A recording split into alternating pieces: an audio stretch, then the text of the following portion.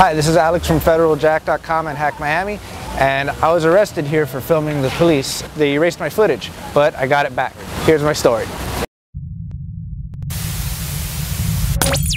So we came out here when we had read that there was going to be martial law declared on Miami Beach for the Memorial Day weekend. It was in the Miami Herald and the New Times talking about how every year was worse than the last in regard to police brutality during that time, because they have a hip-hop festival that attracts people from all over the country who come down, and they're primarily of the African American persuasion, so they are rather heavy-handed in their tactics. I saw the cops messing with someone, and I was about 10 feet away, and I took out my video camera and started filming them. And it was a bunch of cops from Immigrations and Customs Enforcement, the local police departments, in a multi-jurisdictional federalized task force. And well, the moment I saw the t-shirts, I started filming them. And they told me to turn off my camera, which I didn't. Yo, my man, you're pissing me off with that fucking camera. Go ahead and turn it off. Thank you. Two officers put their hands on me. One grabbed each side of my arm and lifted me up and carried me away, and then I was thrown over one of these concrete pillars, and then they choked me so I couldn't say anything, and they kept going through my flyers and paperwork to figure out who I was with, and they already knew I had been with FederalJack.com. I'm being illegally searched. Shut the fuck up! You're under fucking arrest. If you want the law, you fucking understand? Get your money back, dude. Is that FederalJack.com? Internet fucking law is up to family. If you want the law, you get your money back. Yeah, FederalJack.com. Once I was in custody, the officers, one of the officers that was processing the detainees, started asking me questions, and I said I didn't have to answer any questions of hers. What kind of questions were they asking you?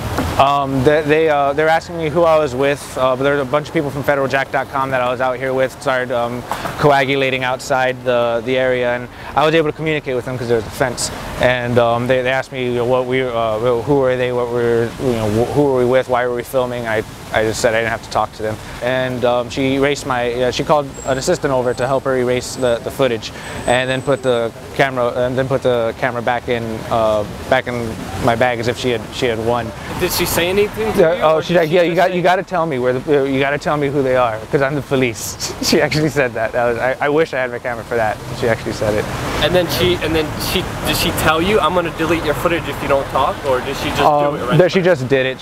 She tried to do it herself, and then called over, someone who's good at computers who works with the police to help her erase my camera. I wasn't sure she had erased it until after I got out, but when I opened it, I saw that it was erased. I wasn't surprised. It was kind of disheartening because I didn't immediately think forensic recovery, and then as soon as that thought crossed our mind, we ran through the software tools and got it right back. So even though the cops deleted my footage, I was able to get it back, and I could show you guys how to do it. So if it happens to you, you could get your footage back later on. What happened to the police officer that arrested you? The officer who arrested me, Detective Richard Anastasi from the Miami Beach Police Department, had a long internal affairs rap sheet. Was shortly fired from the police department due to an unrelated incident, but was then arrested by the FBI for kidnapping and extortion after he kidnapped a carter, who turned out to be an FBI informant. Sounds like a crazy stuff. It's stuff you can't make up. The article's it's all documented, and the New Times did a great job documenting the whole story.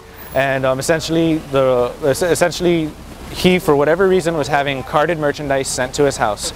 And once he was hard up for cash after losing his detective gig, he kidnapped the drop guy who was picking up the bags from his house, and had a friend of his who did Forex scams hold 100 grand up, hold an assault rifle to his head and demand 100 grand to let him go. And he was a drop boy. They gave him $500 and tortured him for the whole night and shook him down over the next 3 days. Turns out the drop boy was also an FBI informant in an unrelated criminal case. So he's calling up his handlers, going, is this part of being an informant for you guys? And the FBI put a stop to that and arrested the guy 1 block from here where I was arrested. So your police officer that arrested you was arrested over there? Yeah, 1 block away. Because the FBI called him up and said, "We've got your money. Come meet us. We've got the 100 grand." He's like, all right. And then as soon as he showed up, they arrested him. And he was going to face life, but he pled out to 5 and serves 2.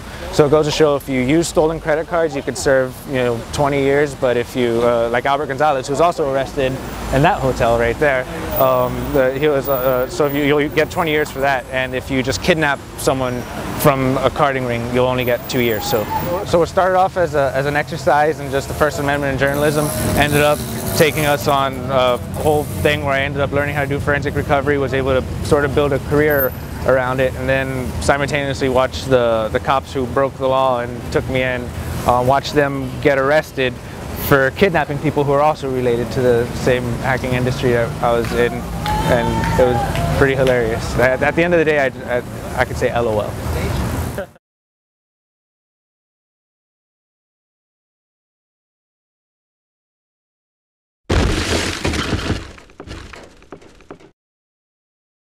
He saw that the footage had been erased off the SD card. A friend reminded me that it was formatted in a FAT32 partition and was no different than any other hard drive. So I was able to just download the TestDisk software and the PhotoRec software, which are free open source tools that do forensic recovery, and ran it right on the card. And it's a real step-by-step forensic recovery by numbers type of software suite, and it's available to anyone.